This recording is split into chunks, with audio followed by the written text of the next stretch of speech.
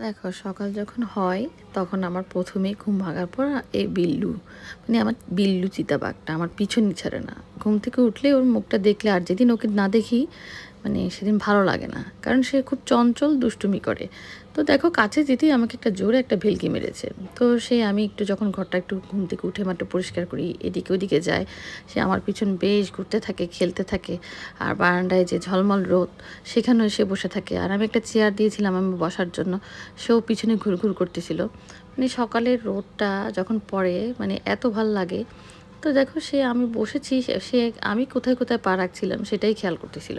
এখন সেখানে গিয়ে আমাকে একটা জোরে গিয়ে একটা লাফ দিয়ে একটা খামচি দিয়ে চলে যাবে, এটাই তার খেলা।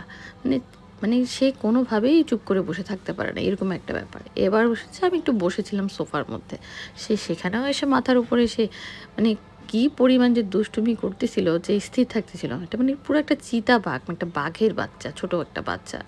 শান্ত থাকলে খুব শান্ত থাকে, কিন্তু সে জায়গা খুঁজে খুঁজে বেড়ায় যে আমি কোথায় আছি। দেখো হাতটা সে কি সুন্দর আমার সাথে ঝগড়াঝাটি করছে মতো, মানে 5টা মিনিটও সে হাতটা নাড়াচাড়া বন্ধ করতেছিল না। আর দেখো এখন আমি বন্ধ করেছি, সেও বন্ধ করেছে, মানে দেখতে চাচ্ছে আমি কি করছি। এই দেখো উঠে গেল, কামড়াকামড়ি শুরু করে দিল। এবার বললাম এবার তোকে একটা মায়ের দিব আমি চড়ে।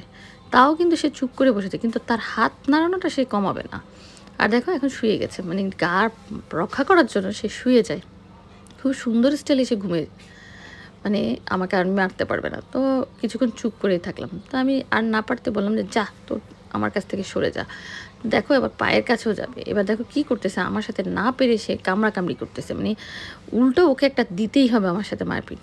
তো এই সময়টাই আমার সাথে সেই সময় কাটায়, কেউ ঘুম থেকে উঠুক আর না উঠুক সে কিন্তু আমার পিছন পিছন ঘুরঘুর করবে, মানে ইচ্ছে করে হলেও আমাকে মাতাবে, এরকম একটা ব্যাপার। বেশ ভালোই লাগে আবার। আর দেখো এদিকে আমি বসে শেষ পর্যন্ত পাটাও তুলে ফেলেছি। এবার সে আমার জুতা নিয়ে মানে কেন পারলো না আমাকে একটা মার দিতে, সেজন্য জুতা নিয়েও সে খামচাখামচি করা শুরু করে দিয়েছে। কোনোভাবেই তাকে থামানো যাচ্ছে না। দেখো তার জিভটা কীভাবে তুলছে, মানে সে যে কি কি করে বেড়ায়, মানে পুরো জুতোটাও সে উল্টো করে কামড়ে, মানে আমাকে কামড়াতে পারলো না বা আমাকে একটা কিছু করতে পারলো না, সেজন্য জিভটা ফলাচ্ছে সেই জুতোর উপর। এই দেখো তার কাণ্ড। তাও অনেকক্ষণ পর আবার আমি পা নামাচ্ছি। এবার আমার শরীরে ওড়নার কিছু অংশ ধরে টানাটে এই থাকো, এইরকম করে সে শুয়ে যায়। তারপরে এরকম ধস্তাধস্তি করার পর কিছুক্ষণ পর গিয়ে খেয়াল করতেছিলাম সে আমার চেয়ারেও বসে গিয়েছে। তো দেখতেছিলাম যে তুই একটা দুষ্টু বিড়াল, আসলেই পুরো বাঘের বাচ্চা মনে হয়, বাঘদের মতো একদম পুরো চিতাবাঘ যেটা বলে গায়ের মধ্যে ডোরা ডোরা কাট, মানে একদম অভ্যাসটাও সেরকম চিতাবাঘের মতো। এখন দেখো কাজ করতে করতে হয়রান হয়ে গেছে, দুষ্টুমি করতে করতে হয়রান হয়ে গেছে। এবার আমার বসার সিটেও সে শুয়ে গিয়েছে, মানে আমি যে জায়গায় বসবো সে সেই জায়গায় বসবে। এবার দেখো কি সুন্দর বসে আছে, মানে আমার জায়গাটা সে ছাড়বে না। তা আবার ভালো করে ধরে রেখেছে, মানে যাতে সে নামতে না হয়। মানে কোন জায়গায় যে গিয়ে বসবো, সে আমাকে এদিকেও বসতে দিবে না ওদিকেও বসতে দিবে না।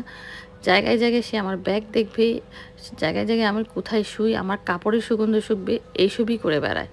দেখো একদম পুরো চিতাবাঘের মতো, মোচটা পর্যন্ত তার চিতাবাঘের মতো কেমন জানি বেঁকে গিয়েছে। কেটে দেওয়ার পরও একদম যেন মনে হচ্ছে সারাক্ষণ ঝগড়াই করবে। দেখো এখন কি সুন্দর করে ধরে রেখেছে যাতে ওকে নামাতে না হয়।